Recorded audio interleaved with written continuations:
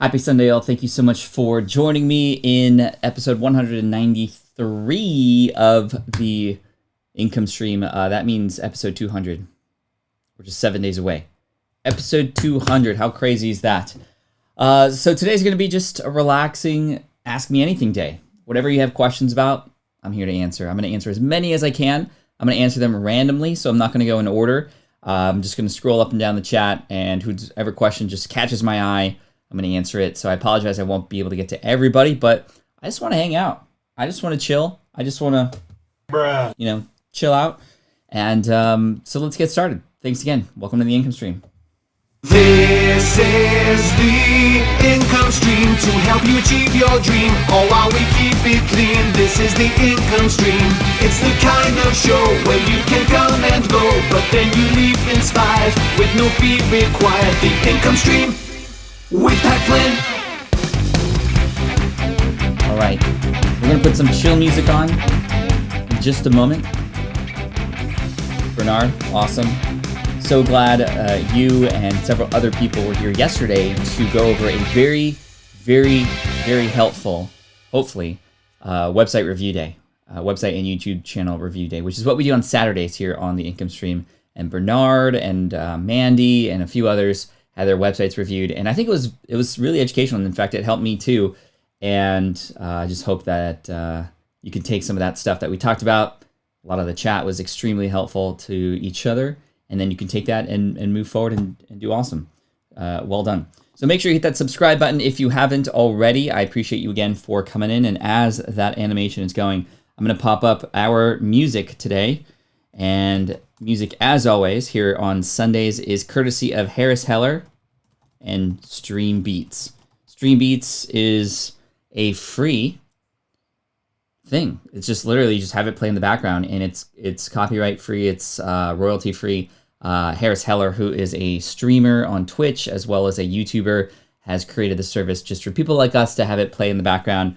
200, 300, 400 songs, which you can see here. And I'm just looking up Harris Heller Stream Beats. We got EDM. We played that once.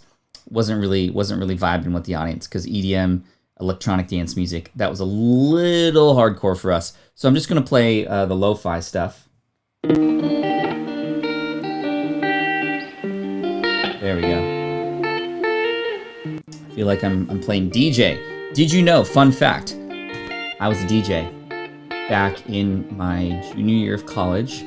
I had a friend who introduced me to some Technics turntables, some 1200 MKs, and it was my obsession for about a year. And it got to the point where, in fact, I had these Technics, and a few years later, I actually did DJ a wedding. It was my wife, April's best friend's wedding, and I was able to DJ it, and it was the scariest thing I had ever done, because it was nerve-wracking, the amount of, in fact, control you have over the energy of a room when you are a DJ, especially when it comes to weddings and you want to have good microphones, but you want them to be wireless for the people who are offering speeches and any of that stuff.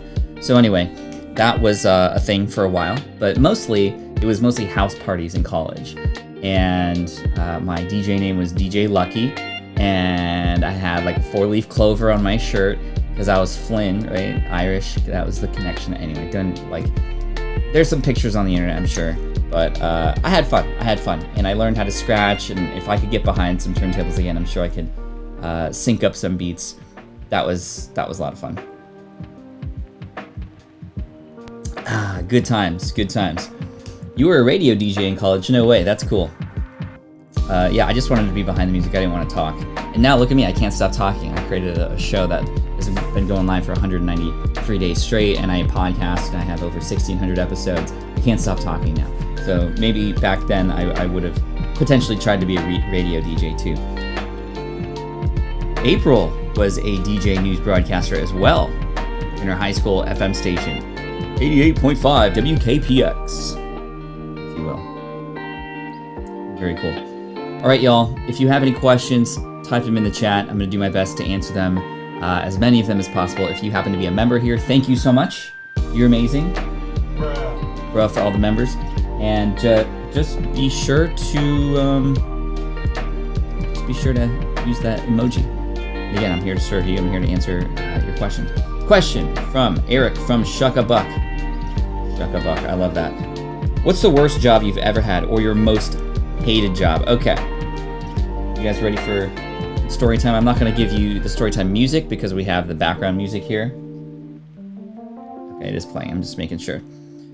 So I've had several jobs that I just didn't really care for. My first job was at a place called, I don't know, I was 15 years old. It was called Picnic People. And it was this corporate party company here in San Diego.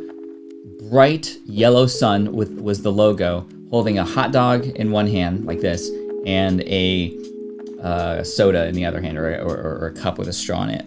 It's no longer in business, but it was around for a long time, and it's what all the 16-year-olds did for their first job. So I did it too, because a lot of my friends were doing it. But unfortunately, I never got put on the same jobs that they were at, because every weekend what happened was you were assigned a company picnic somewhere, and you'd have to go cater, you'd have to, manage the bounce house and do all these sorts of things. And it was a tough job because you were out in the sun and you were wearing this bright yellow shirt with this green logo, and then the shortest shorts, like runner shorts, but shorter than that. And as a 15-year-old boy wearing shorts that short, it was a little embarrassing, especially when you were at parties where your friends' parents were part of that company. So anyway, that was that. The job I hated the most, though, because I remember I went to a temp service once and I got this really good job making calls, and I was making about $8 an hour, but then that was short-lived because it was just a little project. And I was like, okay, do you have anything else for me? And they were like, no, we don't have anything else. I'm like, can you please just find something? Like, I have the whole summer and I only worked for a few weeks at this place and it's done now. Like, is there anything? And they're like, well, there's this one thing, but you're sort of overqualified for it. And I was like, I'll take it. They didn't tell me what it was. I was just like, I'll take it. Right. So then I went, and it was this factory in San Diego, in sort of the backside of a business park, giant building. And across the building was the name Disguise. And I was like, is this like a spy company? Like, what's going on? So I go in, and it's a Halloween costume factory. And my job for 2 months, that entire summer, was being on a line. If you imagine, the footprint of this building was huge, a giant warehouse. And there were people everywhere, hundreds of people.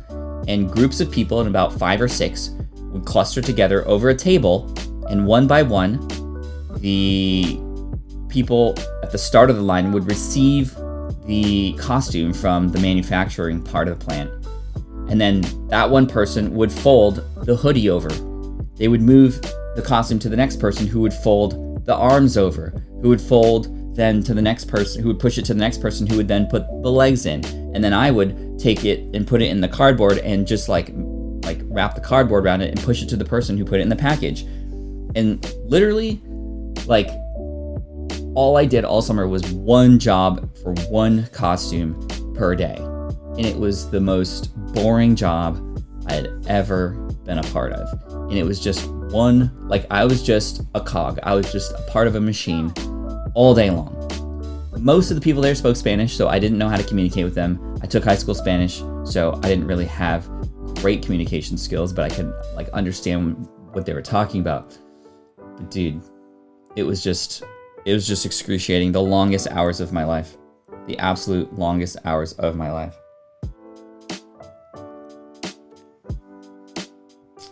Self-improvement addicts question, how do we prevent pod fading? I'm asking you because you've been podcasting for more than a decade. Yeah, it's crazy. 1 decade and 6 months, essentially, I've been podcasting. So pod fading, for those of you who don't know, sorry, I have to sneeze, so I'm making weird faces. Pod fading, for those of you who don't know, is when you get to about episode 7 after starting a podcast, and the honeymoon period is now over. It's that period where you are excited and you're just getting started, you're excited for the possibilities, you're booking guests, you're working a little bit extra, but then, of course, the results don't come in right away, or it just starts to get hard, or it starts to feel a little bit repetitive. It's not as new anymore. So the weekly show turns into a bi-weekly show, it turns into a monthly show, it turns into, I'm just gonna put this aside until later when I have more time and energy for it. When I consider pod fading, I'm like, okay, well, this happens typically because we either had the wrong expectations going in, or we are getting distracted about something else that might be more exciting because now we're sort of in the middle of it now. And there's always that dip that happens with anything. It's that rush in the beginning and then that dip. And that's the part where you have to grind. That's the part where it makes the difference between, are you gonna let that dip sort of like go through and then come back up and bigger the other end? Or are you gonna let that dip affect you and consider this a failure? Failure is just giving up, right? But pod fading happens for many reasons, like I said, and there's many different things that you can do to combat that. One of the things I love to do is to always remember who I'm podcasting for, because if I feel a sense of wanting to slow down or give up, then I'm also considering, okay, well, why am I wanting to do that? And is it worth doing that versus the people out there in this world who could potentially benefit from my message? Like, am I gonna let my just repetitive work, or am I gonna let any sort of fear stop me from helping somebody? And I think about that logically. I'm like, hey, that's kind of ridiculous. So I push through. Other times it just might be a sense of, okay, I got to mix things up a little bit, right? I want to make sure that I maybe have an episode that I can get excited about. Not that the other ones aren't, but I don't want to have it be so repetitive for me that it just, I'm pushing one thing the whole time, right? I want to have something different and unique, something that excites me, because the truth is, if it excites me, it may also excite my listeners too, right? April says, I think many people experience pod fading because of the anticipation that things should be happening faster than they are. The thing is consistency, no matter what. Remember your why. Yeah, I was watching a segment from Good Morning America, which is like completely different than it was years ago. I think it's Michael Strahan, who's one of the hosts. Anyway, he was interviewing Gary Vee, and Gary Vee was answering a question from a viewer that was like, hey, how do I build hype? How do I get excitement for my brand on social media? And then Gary came out with one of the best answers I ever heard of. And he's like, if you're doing it for hype, you're doing it wrong. You need to be consistent. You need to keep pushing forward. That's going to make the difference between you and just trying to make that quick buck.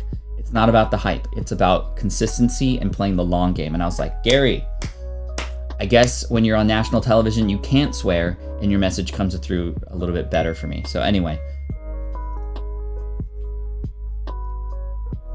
that's just my opinion.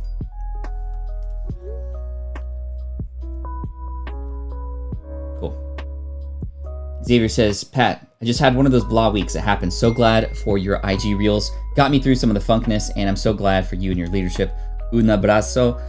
Thank you, Xavier, and I'm sorry that you've been going through some tough times. We all go through some tough times, right? The dip. And I just want to encourage you moving forward. I want to say I'm here for you. The Quaranteam is here for you as well. We got you. Xavier, we got you, and I'm glad the Reels are making an impact. Honestly, I'm loving the Reels platform for having a small little moment that I could capture, whether it's a moment that's actually happening right now, or I can bring back a moment that has happened before. A lot of these Reels that you might see are very just sort of like,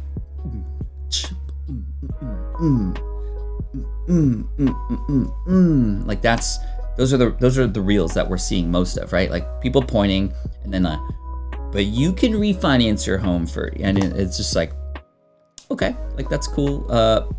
Probably more beneficial to have really important information like that in a blog post or something. But anyway, I think that for me, it's just like, how can I capture an emotion within a 15-second reel, right? And I want to see how I might be able to do that best. Some of them I've experimented with getting a little bit more jokey, if that makes sense. Like the sell me your pen or sell me this pen one that I did with Leonardo DiCaprio, or the Usher one was pretty funny, and I think that one does have a good lesson to it. It's just I found that clip and I was like, ooh, this is perfect. But excuse me, I think that for me, I'm trying to capture little moments to help and inspire people in that way. So Xavier, we got you. Hopefully we can get out of that funk and get into some good stuff this week. Speaking of, how do we get out of that funk, right? Just had one of those weeks. So glad for your Reels. So how do we get out of the funk? For me, it's finding another community or situation like this, right? Where we can be around people who can support you. So that's number one. So community is an extremely important part of feeling a sense of belonging, feeling a sense of support. I also might meditate or just take a break from whatever it is I'm trying to do to just decompress a little bit. Sometimes if I'm feeling a funk and I try to push more into that, because I'm like, no, I can do this. Like I'm struggling, but I'm going to push harder. Sometimes the opposite. is true.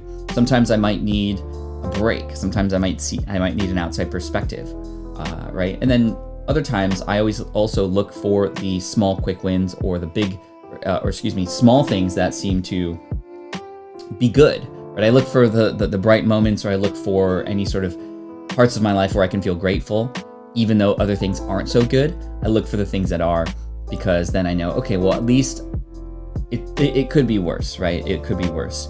Destiny, thank you so much for the super chat, my friend. I appreciate you for that. You're awesome. AV, get that charger, yo. We want you here. AM says, hey, Pat, I have a podcast. How can I grow it without social media? Truly, social media is a myth, in my opinion, when it comes to rapid growth of your podcast. Because think about it. You're sharing your show on social media to people who already know you exist. It's a great way to remind your existing listeners that you have a show. And if the topic is of importance to them or interesting, or it breeds any sort of curiosity, then they're going to be likely to check it out if they haven't already. And that's a good thing. But trying to grow your podcast on social media is not the right way to grow your podcast, right? Social media should just be a part of a system or a standard operating procedure with your show. After you have the show come out, post it. Maybe you go a little bit further and use something like repurpose.io or something like that to take waveforms and your audio and pop it into a video that can be potentially more viewable and capture people's attention for longer, and maybe share it. Like, that's where getting in front of new people may happen on social media, is when people may share it or retweet what you say or share that post on Facebook, etc. But to me, it's about getting in front of groups of people who are in that target audience who do not yet know about me. Now, of course, there's some obvious places like forums and groups and stuff like that.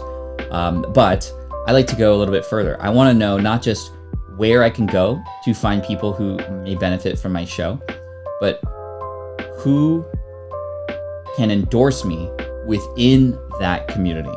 So whether it's the podcast host of another podcast, whether it's the leader or admin or moderator of a group, or whether it's the director of an organization, maybe it's the person who's in charge of a meetup that happens on meetup.com, what have you. If I can get both in front of people who do not know about me yet and endorsed by somebody, meaning they bring me on. I'm not going in and spamming these forums, but I have sort of a word from the founder or the director or the group leader to go, oh, hey, you got to check out Pat's podcast, right? Or you got to check out TTC Official because this episode that just came out, I was featured in it, or this definitely relates to what we're doing.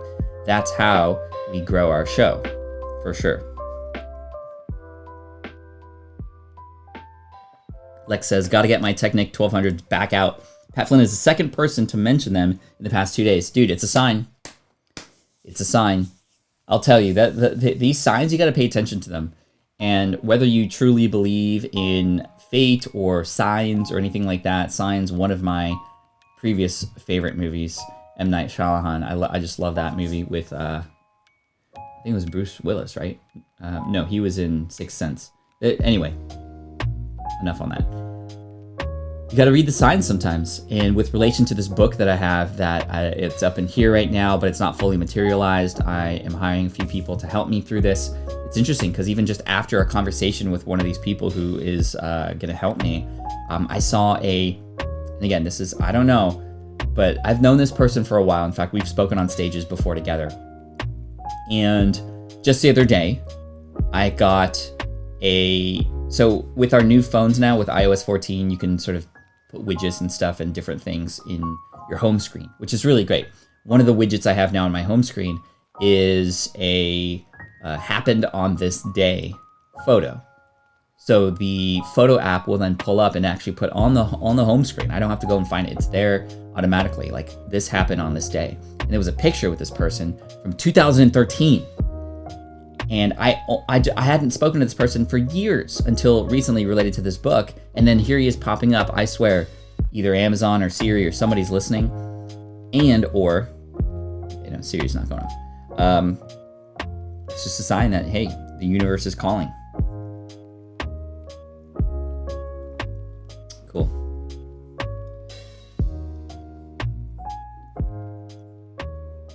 I love chill days, yo. I love chill days. Thanks, Pat. Super useful. We got you, Xavier. We got you. I'm trying to manage. How do I?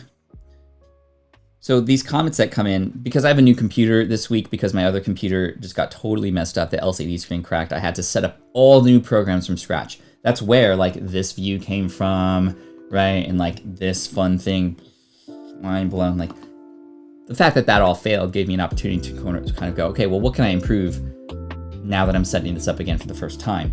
So anyway, it just made me, I'm just really excited.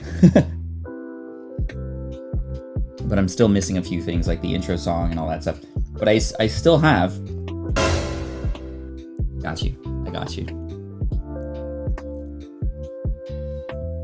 Or the algorithm is calling. Yes, someone is indeed calling though. No scrunch with coffee sips. He's controlling it. What do you mean scrunch? Like that? Why does everybody, like, am I being really loud with my coffee or something? Let me know if that's, because you're not the first person to talk about that. Amon says, Bluehost affiliate marketing, is it good? Oh, that's what I was talking about, the comments. Like, I can't center them like I want to for some reason. I don't know why. Head to your right to move explosion. Right, like this.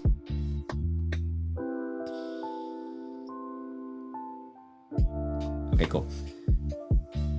So Amon is asking, is the Bluehost affiliate program great? I think any affiliate program can be great if the product you're promoting aligns with the goals and intentions of your audience. So in fact, if your audience wants to start a website, you can recommend Bluehost and tell them why, then it can work for you, for sure.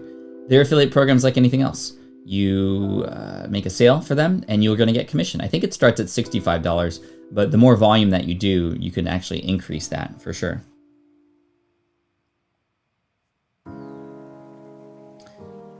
Jermaine says, do you have a Switch and what games do you like? Breath of the Wild, the Legend of Zelda sort of stuff. Man, that game blew me away. I got sucked into that. My son and I both beat that. I'm not a big Super Smash Brothers, but I am a little bit into Animal Crossing. The Switch was mainly used when I was traveling because it was a way to get some gaming in or put some downtime in the hotel. Maybe the kids are napping or something. I can just play a few games here and there. Rocket League, I was definitely big into. What else? We're playing now the new Mario All-Stars, which is a series of games that just came out. In fact, it brings us back to 1996. The Mario game, the first Mario game on the Nintendo 64, so Mario 64, is now on the Switch, and we're playing that. And man, it's bringing back so many good memories. Like the slider music. Dun, dun, dun, dun, dun, dun, dun, dun, dun, dun, dun, dun, dun, dun.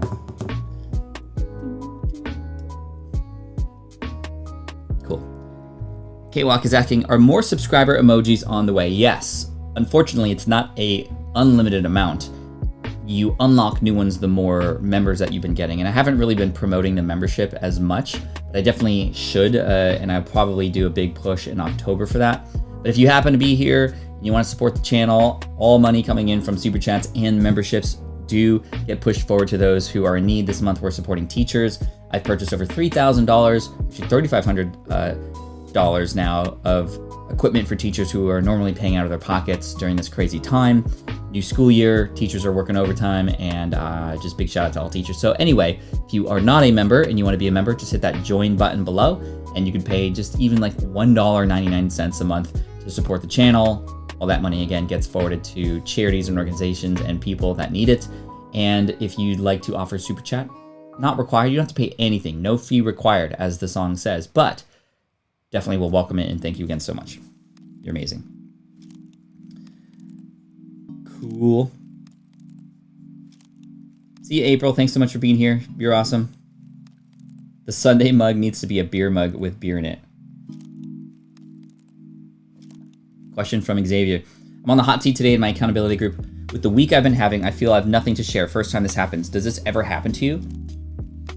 dude, it seems like you have everything to share. Talk about your week and ask the same questions about getting out of a funk. You're going to get some other perspectives in real time from people. I think that this is what the hot seats are mostly for. Hot seats are not just about, hey, tell me the strategy about how to do X, Y, and Z. In many of my hot seats, I will come in and just go, guys, I am feeling like crap. We did this launch and I'm not feeling it. I don't even want to talk about strategies right now. I just need help getting out of this funk. Like literally we'll say that. And so that's what I would use if you in fact want some more support to get out of this funk. Maybe you can talk about things related to the funk and where it came from and how to maybe potentially avoid it or distract yourself from it, or indeed strategies to get over whatever it is that might be helping or that might be hurting. Lisa says, dark web and email. I signed up for a fee download by a popular female biz coach. I received a notice from Experian. My email was compromised. Sorry to hear about that. This happens sometimes. It's happened to me before, and sometimes it's not to the fault of the popular female coach or just anybody that you might subscribe to. It could be an issue related to their email service. It could be an issue that they could have been hacked. That's kind of unfortunate. So I would do whatever I can to either, obviously, block any sort of spam messages that may be coming through, or, change your password, etc. All those kinds of things.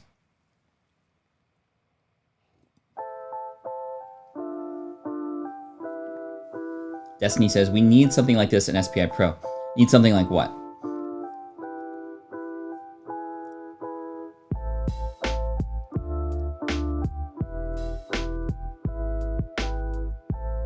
William says, Pat, did I finish your question, Lisa? Sorry. Let me know if there's a follow-up. So from William, I'm at the very beginning of my podcasting journey. Would it behoove me, thank you, to attend the upcoming Podcast Movement virtual event or hang back for now? I always recommend events to connect with people and to learn. In fact, especially if you are a beginner and you have the budget and time to do it. There have been so many growth opportunities and amazing friendships and relationships that I've experienced by going to events, for sure. Now, being at a virtual event, it may be a little bit more difficult to connect with people, like in the hallways or in the after parties or in the dining area or whatever.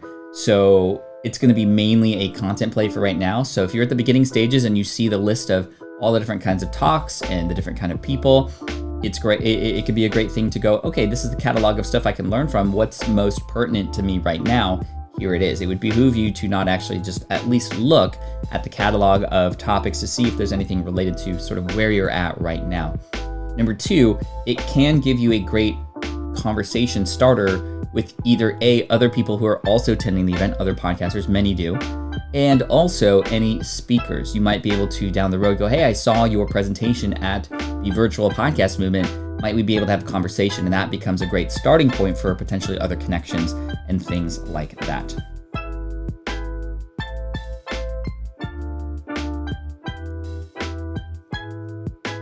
Question from Peter George.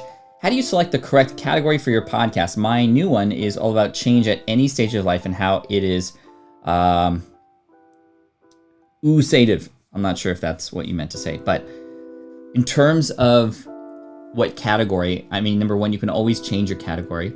Number two, it may be more of a personal development type thing. A great way or strategy to help you might be to find other podcasts that seem to be targeting the same kind of audience, or at least talking about the same kinds of topics, and just seeing what kind of categories they are into.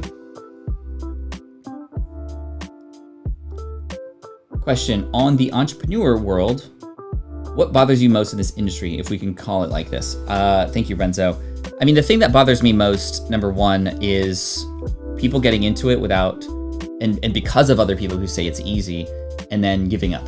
And that just kills me, because I think that if the expectations were set correctly up front, a person may get to that point where they will still persist and have some additional grit that maybe isn't there when a person promises quicker results, and get to a place where they can help people faster and actually make a business out of it.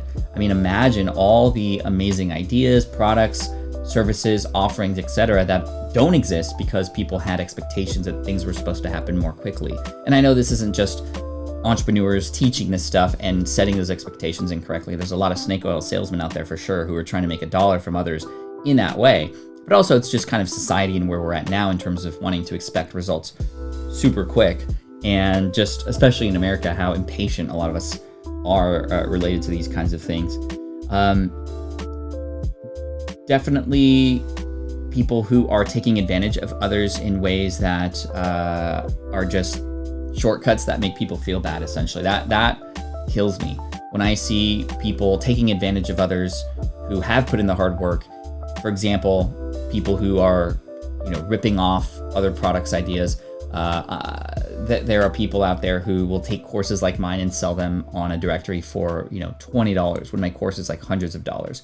And they just have built this giant library, and they're literally stealing our stuff and selling it at a much cheaper price. And I get messages every single week from people going, "Hey, Pat, I saw this ad for your course being offered here for just a low price." And then, of course, what we do, my attorneys, we squash them, but then, of course, they pop up somewhere else. So it's not even worth it anymore. I hate trolls, people who are bullies online. Bullying is something that is very important to me because I was bullied as a kid in person and also online too. And that almost killed my entrepreneurial career. Just one person. And that irks me as well.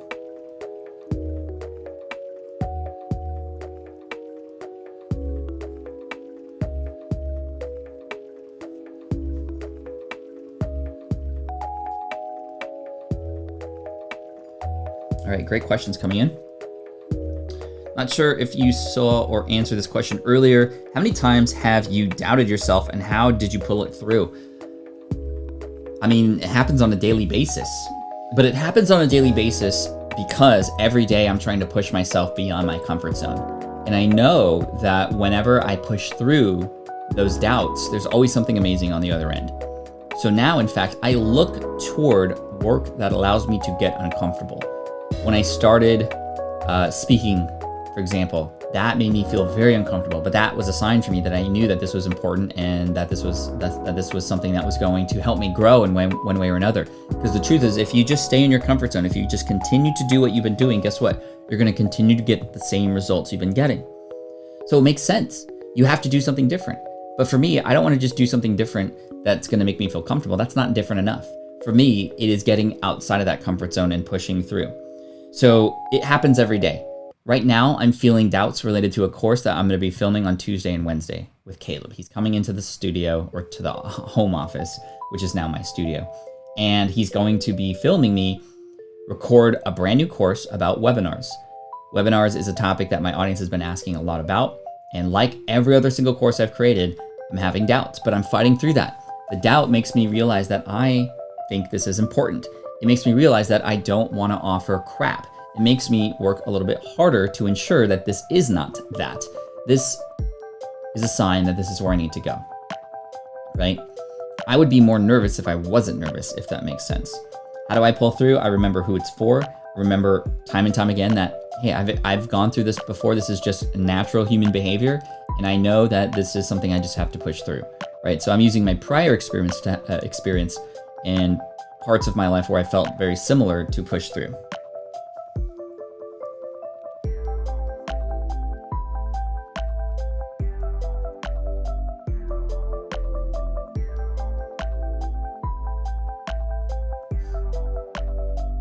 Question, my business changed from gym with staff to online coaching with only me this year. Do I change my branding to my personal brand or keep the nerd gym? I would keep it if it's something that you've had for a while and it does support your business. I don't think there's any necessarily need to change the name of it. I think what needs to change is perhaps the messaging and the approach, obviously, and how you connect with people. And if it is more of a personal brand, then insert more of you into it. And when it comes to people wanting to hire you, we talked about this yesterday, we need to ensure people know who you are and kind of all about you, because especially with online coaching or personal training, that's direct person-to-person communication, and people do not want to communicate or get help from people they don't know. So I would say just, you can keep the brand. You don't have to change it. You could if you wanted to, but I think I like the name. It's almost like nerdfitness.com. So I don't know if there's any sort of overlap with that, which I would potentially worry about, because Steve over there has built this massive brand in the nerd fitness community. Although I don't know if you could trademark the just the word nerd, but anyway, that's a different conversation. I think that it's a strong brand, and I think that if you just lean into showing a little bit more about who you are and who they're going to be working with, they're going to feel a little bit more comfortable. And then what happens is you will sort of take over as the brand, even without the brand name change. Very similar to how for the longest time, Pat Flynn was associated with Smart Passive Income, or Smart Passive Income was analogous to Pat Flynn. Now, with the team on board and more the team showing up and providing value, especially in the SPI Pro community, that's something that is becoming a little bit more team versus just me, which is pretty cool. Destiny says, how do you leverage LinkedIn to grow your network and business relationships? I don't. I honestly do not use LinkedIn. I have it. I know I could, but I'm just trying to stay focused on the platforms that I want to focus on and have already worked for me. Yes, it could be another thing, but it's also, guess what? Another thing. And I don't want to or need to right now add other things, even though there is an opportunity there. And I think that's what's going to make the difference between a lot of people's success and not always going, oh, that works for you too, let me go there. Which means I'm saying yes to that, but also saying no to this other thing. I'd much rather focus in and maybe lose out on a few there to go a little bit deeper and find more here.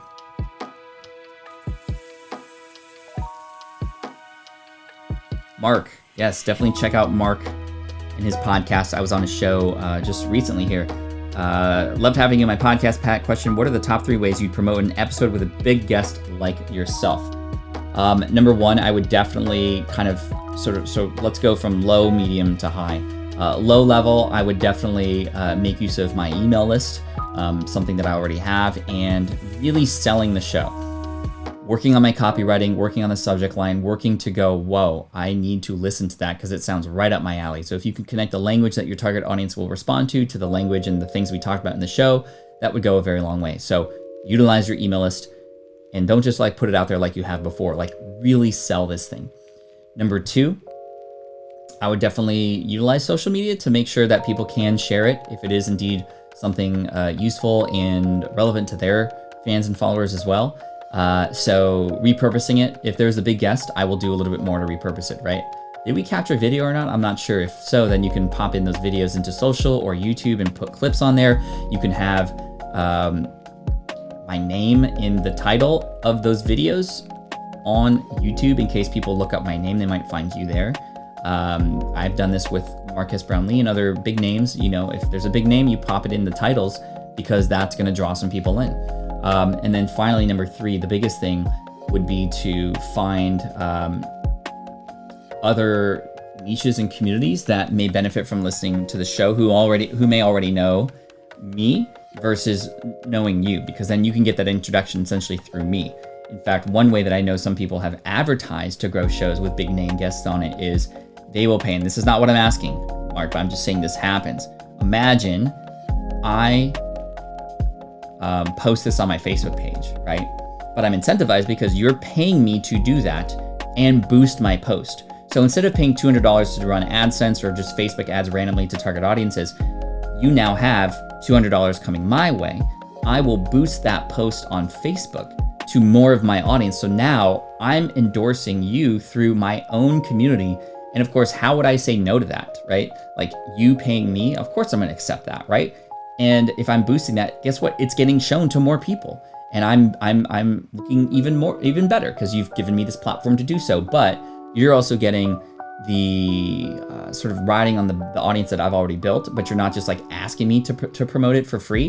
You're actually paying me in a way that's going to help me even more, if that makes sense. That's kind of a ninja strategy. I've seen a lot of people like Jordan Harbinger use that, and it works really well.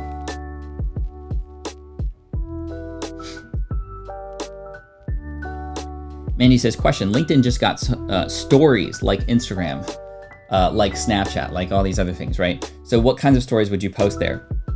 I think it depends on who it is that you know was following you and why they're following you. Obviously, since it's a more business-related platform, I would have things that would be very useful for, number 1, showcasing your expertise and authority, and number 2, different ways that people can work with you, right? Because that's what I would imagine LinkedIn would be perfect for, is for connections, networking, community related to these different topics that are more in a business setting versus like dancing like reels, or just like, oh, hey guys, I'm in the garden today, check this out. Instagram to me is a little bit more personal.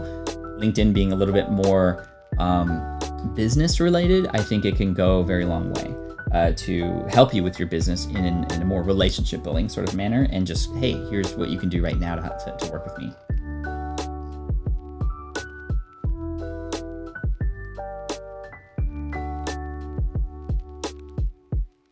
Cool. Quick energy check. Chat, how are we doing?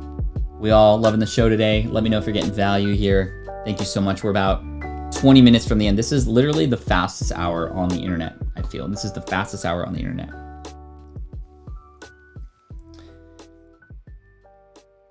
Cool. Question. I need a lot of visual images and video. So Lisa, where you might be able to go for that would be something like Storyblocks. Storyblocks is a cool website. Let me see if I can find it.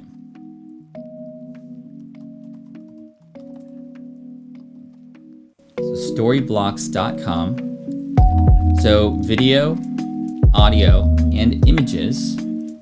And the price plan situation is $30 a month.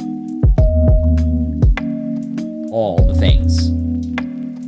So this is cheap. Related, comparable to iStockPhoto.com, which now works with Getty Images. So pricing for iStock Images is, check this out, 3 credits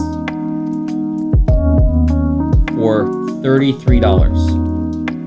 That's basically 3 images. 1 video could be 8 to 10 credits, which would mean like $100 per video.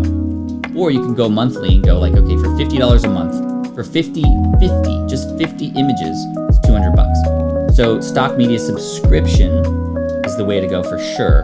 And Storyblocks to me is great because they have some really good B-roll. Like if I wanted to look up playing guitar, right? So these are all videos, right?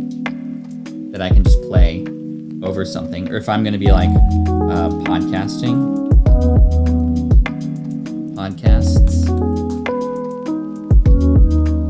so I can be like, hey, it's Pat Flynn here. If you're thinking of starting a podcast, then you need to make sure you have the right equipment, and then just like play that over it. Super easy, right? And of course they have stock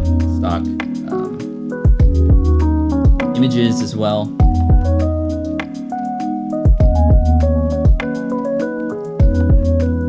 I can spell. Sorry, we couldn't. Podcast. No podcast images. Just make sure like the images that you want in there. I'm not going to spend too much time here, but just make sure the images you want are indeed there for sure.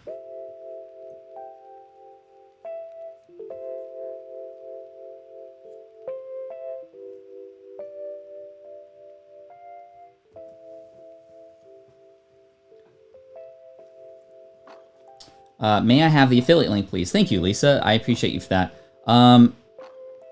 Just go for it. I don't have an affiliate link for Storyblocks, unfortunately. So just go for it. Thank you so much for that. Grandma Goody, wow, you're amazing. Thank you, Pat and community, for your feedback. Grandma Goody, you're awesome. On Grandma Goody's site yesterday, I saved and read all the comments. I will reflect and apply. I'm so grateful. I'm so grateful for you. Thank you so much for the super chat. It's gonna help some teachers.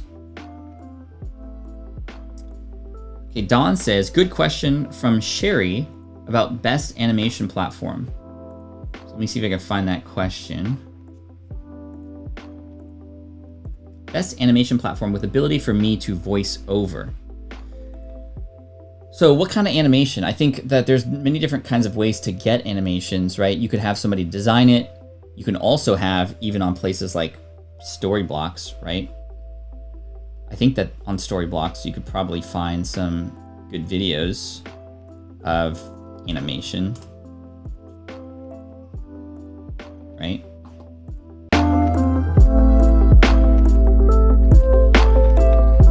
Hey, welcome to the FX box. Action elements. Oh yeah, these are these are animations that you can get for your videos, sorry. Okay. If you're launching your business, please make sure you don't hit the stars. I don't know what I'm saying. So is that what you mean, like something like that, where you can get images or animations? I think that if you have very specific things that you want to say, then you might want to go to somewhere where people can actually animate to what it is that you're saying, a script, for example. I also know that there's some, and I don't know, Fiverr maybe could be a good place to go. Whiteboard animation. I'm going to see if this is here. Right, so I will create an animated whiteboard animation video. You're looking Sort of for like a that. whiteboard animated video, but you're confused. So these guys just have programs where they type things in, and then the algorithms or whatever will create the, like, they're not actually drawing. This is not an actual hand that's drawing these things, obviously. This is a font. There are so many whiteboard artists. But it actually just adds some really cool, at least some visuals to go along with whatever it is that you're saying. I design avatars, write text, and have characters present. Yeah, so something like Fiverr or even Elance might be a great place to go get animations. You're not going to want to use stock animation, likely. You're going to want to have unique things. There's some really good animation YouTube channels that I know who just tell stories. They have characters, and they have millions of subscribers because they again, it's all about the storytelling and connecting with the characters that are involved.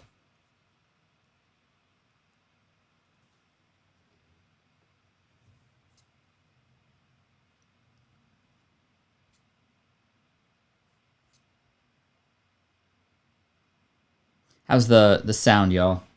I don't have my headphones on, so I can't hear. Perhaps one of those songs that just came on was louder than the others. Oh, I lost the song, by the way. Ha.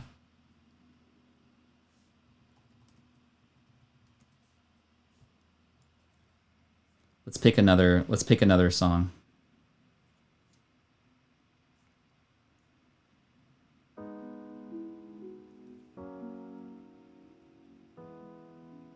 How's that? Is that a little bit better? Cool.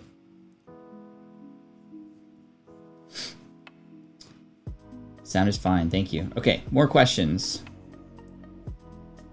Again, I'm just kind of going random here. I'm not actually going in order because there's just so many questions and I want to make sure that I help out people even if they come in late.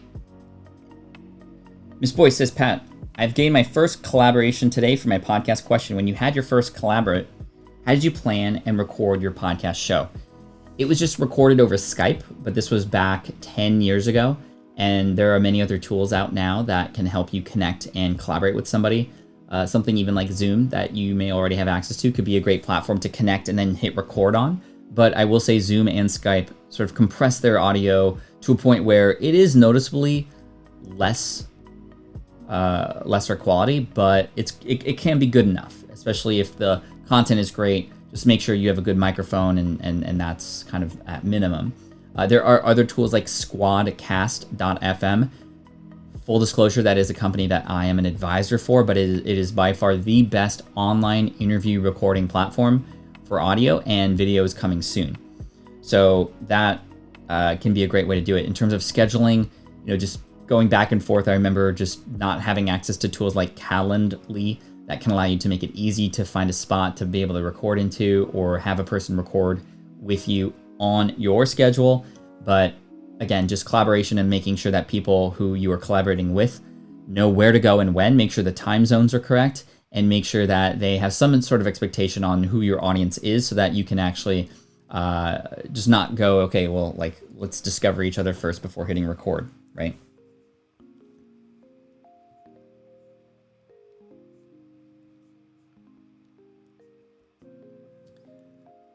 Cool. So appreciate the example you just did talking over the image. I didn't know how to use them before. Okay, cool. You're welcome.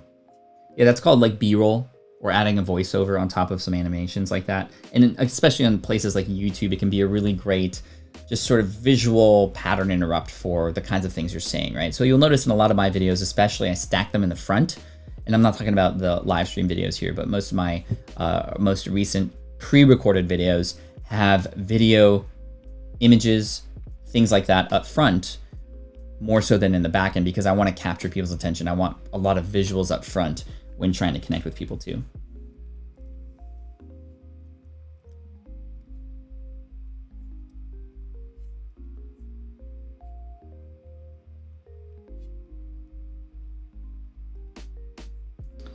Oh, something about when you're going to other sites is when the music goes up and your sound goes quiet. Interesting. Okay, let me see really quick.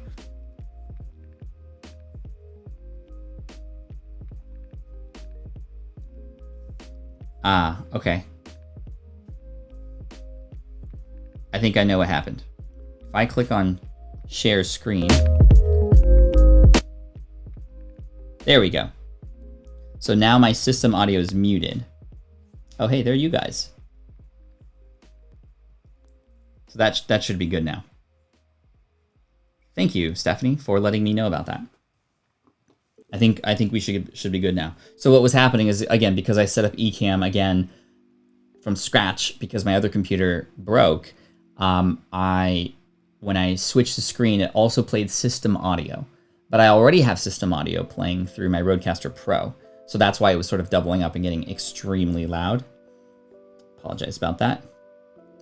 Roberta Blake says, what software are you using to stream right now? I'm using Ecamm Live, and I'm using a beta version of it because I can actually bring a guest on using Ecamm, not having to screen share Skype or anything like that, or even use Skype. They have now a link that I could offer. For example, Roberto, if I wanted you to come on, which I do, by the way, at some point, I can give you a link and you can come in and I can, just like on StreamYard, I can go, okay, I want you here, I want to be here, I can just put you in a green room, etc. Love that Roberto's in here. If you're not following Roberto, everybody, you should.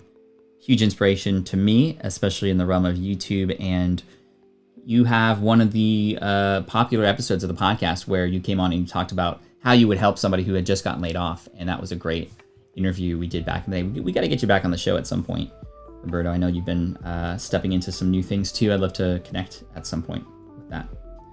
Sherry says, question, do you or your team ever review chats and online comments later?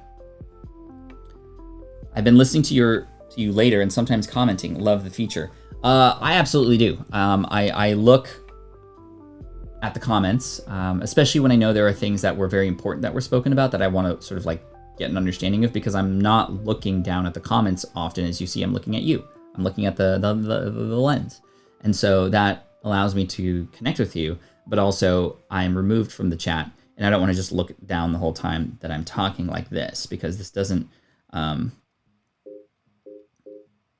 yeah, it just doesn't connect with you. Cool, I'm using StreamYard. Thanks, Pat. Let's set it up. Yeah, let's do it. We'll figure it out. Pat, you make me smile when you said, oh, there are you guys, when you saw it on your screen. You guys are real people. We're a community here. I will text you later today if you're free in the afternoon. Yes, let's do that. Let's indeed do that. Thanks, Roberto. Let's see. Hey, AB's back. You got your phone back. Phone died during awesome spiel on podcasting, and I just released mine, so I needed that. Yeah, that'll be there. But we were talking about different ways to grow your show, and mainly just using your email list if you have one, but also getting in front of other audiences and getting endorsed by somebody on your behalf, instead of just like going into different communities and spamming, because nobody likes that kind of thing. Wow, we have 5 minutes left. I told you this is the quickest hour on the internet. Absolutely. Let's find a couple more questions really quick. From Sue, I'm so excited about the guest feature on Ecamm. Have you tried it yet? Yes, I indeed have, and it's great. When I had, who was it? When I had Jess on. Yes, if you were here when Jess was on not too long ago, we were using that feature, and it's great. It's so easy to use, and I absolutely love it. And because I'm just familiar with Ecamm already, it was just really easy to integrate into everything we're doing. Really loved it. I heard a lot of great things about StreamYard as well. So it's kind of cool. I love when two companies essentially are kind of doing the same thing, because then they kind of continually try to out-innovate each other. And that's really cool because it all benefits us as consumers, right? What's up, Tim? Good to see you here. Thank you so much. Just Simpson says, I have a friend in Berkeley. I used to go to school at Berkeley, and he was saying how bad the air has been. Glad you're okay. Glad you're okay too, Samson. And yeah, I know the air quality up there in the Bay Area is terrible, but I do miss the Bay Area. I miss the band. I miss the campus. I miss Telegraph Avenue. I miss all those places. Man, good memories over there for sure. Can you suggest anything about getting traffic for my absolutely new quotes blog? We need to, number one, figure out why or what is the benefit of coming here. I think that when you can not just have like, oh, here are quotes, but mainly like if maybe you have a specific niche for a certain type of person or people, and they would be inspired to come over when they see this come across their social channels or somewhere else on linking from another website. This is how you more likely are going to get a lot more velocity up front, is if you niche down. So instead of just a general quotes website, maybe there are quotes specifically about writing. Right now, you can imagine writers getting excited when they are going through a tough time in their writing. You know, writer's block is a real thing, and they're going to go to this website to get inspiration. Now, the tagline is there is like author quotes, inspiration for you while you write to help you write even more. Just making that up. But as you can see, now I have quotes from all these different writers to hopefully inspire those and have them subscribe, have them share with their other author friends. Be recommended on author discussion forums and blogs and groups and websites. Maybe a podcaster who is helping authors discovers this website and shares this as a resource on their author podcast. You see how like more easily we can imagine things being shared when we are a little bit more specific. So I don't know where you're at specifically with who it is you're targeting with a quotes blog. But if it's just general quotes and it's just organized, well, there are many other websites that do that already. Just to be upfront with you, I would niche down at least to start, and then that way you can hone in on who these groups of people are, where you can go and find them, and that'll give you some direction, right? And even though you are hypothetically removing a bunch of people that could potentially benefit from your website, in fact, the opposite is true. More people are going to benefit from it because now it's more relevant to that individual based on where they're at and what they're doing. Cool. Go Aggies or Bears. Aggies is UC Davis. I indeed have some good memories about UC Davis as well, because that's where band camp was held for our marching band at Berkeley.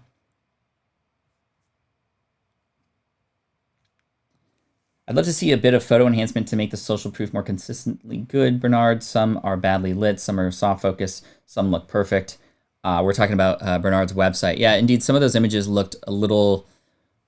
They were varied a bit. One way to solve that problem, if we can't sort of make the contrast and the quality the same, is to have some sort of frame around each of them. Not super crazy, but just something that like denotes in a very similar fashion a pattern of, oh, this is a customer, this is a customer, this is a customer, right?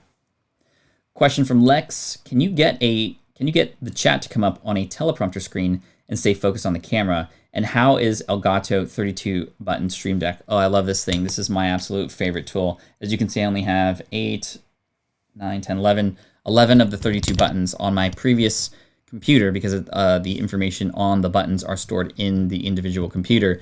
Almost all the buttons were used. And anyway, I love the thing. It makes it really easy to switch between camera angles and things like that. And it just makes it go easy from here to here to here to here to here. Anyway, it's like there's a whole team of people here and I'm just using my fingers, which is pretty cool. Can I use a teleprompter? Potentially, although there's so many comments that come in, and I don't know if I'd be able to handle that, just all that intake while trying to output. Meaning, I will take moments to look at the chat when it makes sense for me to just focus on the chat and understand, okay, then now what output might be needed next, versus trying to take one in and one out at the same time. It's going to be very difficult. I would say that the way to manage that would be maybe to have a teleprompter, or maybe even a blown up version of Slack, or maybe a Google Doc that's zoomed in. And I have an assistant who is looking through the comments and questions, who then in real time will update that document. And I'm just looking at that one little portion, so it's big and enough for me to read. And then I can answer those questions because I pop up that iPad right next to the camera, for example, and then I can see the questions and they are filtered. So I'm not seeing all the chat, but I'm just seeing the proper question that I need to answer. Anyway, I'm just sort of making this up, trying to figure out a solution. But hey, y'all, we are at the top of the hour already. This hour flew by. Thank you so much for your support, for the super chats. Grandma Goody, Sue, and Boris, you're amazing. Stephanie, thank you for helping me out on the audio thing. That was super helpful. And just thanks to Stream Beats and Harris Heller for his songs and all the things that he does. We mentioned Storyblocks as a resource for those who want to get some unlimited animations, images, visuals, videos, etc. for your stuff. And yeah, we'll see you tomorrow. So let me just verify the time for y'all. It should be... We're going to actually, you know what? This week, this will probably be an 8 a.m. week. This will be an 8 a.m. week. The reason for that is because I have some filming happening, and the earlier I can get the stream done, the earlier I can get to filming on Tuesday and Wednesday. And just to make it simple, we're going to go, again, let's see if that's true for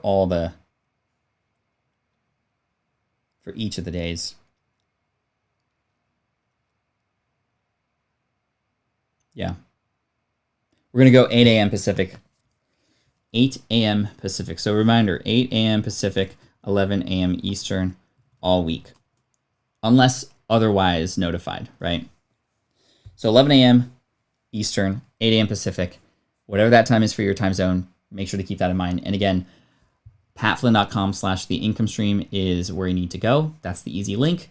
Thank you again so much for coming in today. I appreciate you. I'll see you at 8 a.m. tomorrow. We're talking about a new topic, and we talked about books last week. We talked about online courses the week before. We'll see what tomorrow's going to be about. I have something in mind. Maybe we mix it up. Maybe we keep it the same theme all the way through. We'll figure it out. But anyway, I appreciate you. Thank you much for coming in. Thank you for coming in. Thank all of you in the back for coming in. Keep up the good work, everybody. I appreciate you. Yes, even Wednesday, too. Keep up the great work, y'all. Peace out. Thanks so much. Enjoy your Sunday. Relax a little bit. And let's get some good, purposeful work done this coming week together. Peace out. This is the income stream to help you achieve your dream. All while we keep it clean. This is the income stream. It's the kind of show where you can come and go, but then you leave inspired with no fee required. The income stream with Pat Flynn. Hey y'all, thanks so much. I did say behoove earlier thanks to a question that came in, so I appreciate the help on that one. And I will see you all tomorrow, 8 a.m. Pacific, 11 a.m. Eastern. Peace out, y'all. Much love. Bruh.